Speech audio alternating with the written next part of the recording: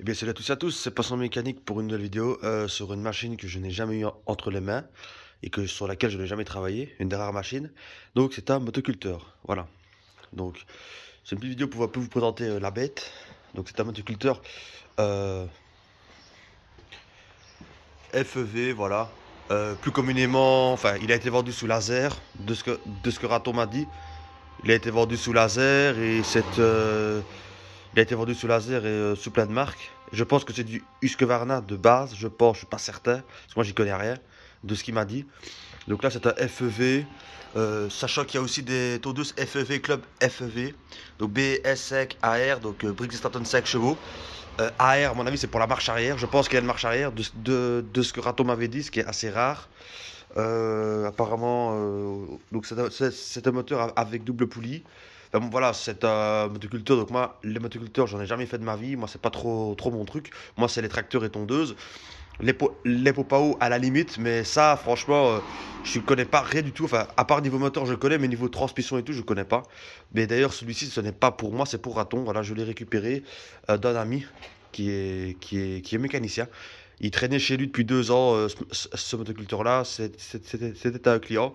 Ça faisait 2 ans qu'il était chez lui. Le client n'est pas venu le récupérer, donc il me l'a filé. Voilà. Après 2 ans, quand même, ça peut se comprendre. Donc voilà. Donc tout ce qui est boîte de vitesse, etc. La boîte et tout ça, ça fonctionne. Les fraises, elles sont abîmées, mais voilà. Elles ont l'air pas non plus. Elles n'ont pas l'air tordues. Excusez-moi pour le bruit. La boîte souhaite un peu au niveau de la transmission, mais il n'y a pas de fuite. Ici c'est un peu gras, mais c'est normal vu que c'est près du bouchon de vidange. Voilà, on peut voir ici. Le moment ici, il y a une roue, mais elle est manquante. Mais Raton, il l'a. Il manque quelques vis. Voilà, ici on a le câble de gaz. Là, c'est le câble de marche-arrêt. Voilà, les deux. Sont pas grippés. Faut un petit peu mettre du dégrippant légèrement. Ça à l'arrière, là. Le bazar derrière, je sais pas ce que c'est. En sachant que le carbu qui est dessus est neuf, voilà. Carbu qui est dessus est neuf. La bougie est neuve, c'est une NGK. Voilà, NGK. C'est un moteur stationnaire hein, pour ceux qui. Voilà. Briggs Stratton.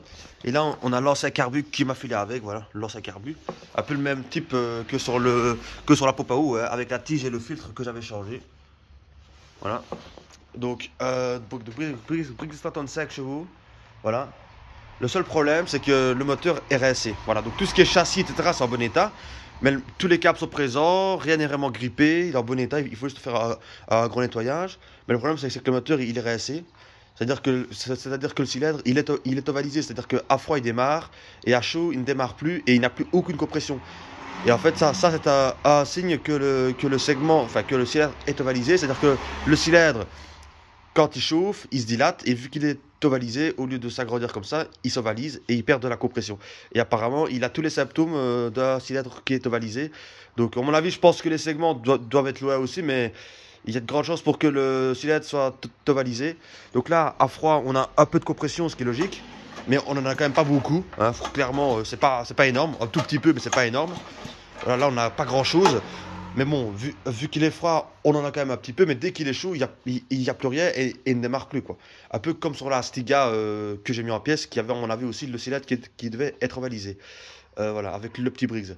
Donc ça, c'est un problème. Donc lui, Rato, il voulait ce moteur-là pour les pièces, car il a le même et il veut refaire le sien, donc il va prendre celui-ci juste pour les pièces. Et de base, il ne recherchait pas de châssis avec, juste le moteur. Mais bon, moi, le seul moteur que j'ai trouvé avec un contact, il était sur ce châssis-ci. Donc ben, j'ai pris tout. Comme ça, il a un moteur pour lui et un motoculteur. Et il pense mettre son moulin, donc son 5 chevaux, dessus, vu qu'il est assez propre niveau carrosserie. Et celui-là, ben, il compte soit le refaire si possible, ou soit il le fout à la ferraille en prenant juste les bonnes pièces dessus. Voilà. Voilà, et apparemment c'est des très très beaux motoculteurs. Apparemment son papa aime bien.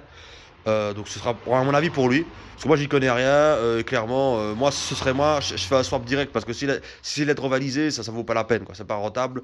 Et il a beaucoup d'heures ce moteur-là. C'est pas un motoculteur qui était vraiment très très très très violenté vu qu'il n'a pas de coup. Mais au niveau du moteur, il n'y a pas eu beaucoup d'entretien et il a beaucoup tourné. Voilà. Donc merci à tous d'avoir vu la vidéo. Vous verrez peut-être un épisode 2 sur la chaîne de Raton, voilà, sur ce motoculteur là quand il fait le swap ou quand il, voilà, quand il fait le swap à mon avis et quand il le nettoie. Moi c'était juste la présentation chez moi. Voilà. Donc merci d'avoir vu la vidéo. Premier motoculteur sur la chaîne, donc il manque juste le petit bouchon de réservoir, mais ça il l'a. Le starter ici, j'avais oublié de vous le montrer, le choke. Pour, voilà. Voilà, donc il y aura peut-être un épisode 2 sur la chaîne de Raton, il sait même certain, voilà, vu qu'il va le refaire. Donc voilà, donc merci d'avoir vu la vidéo et à la prochaine, ciao ciao.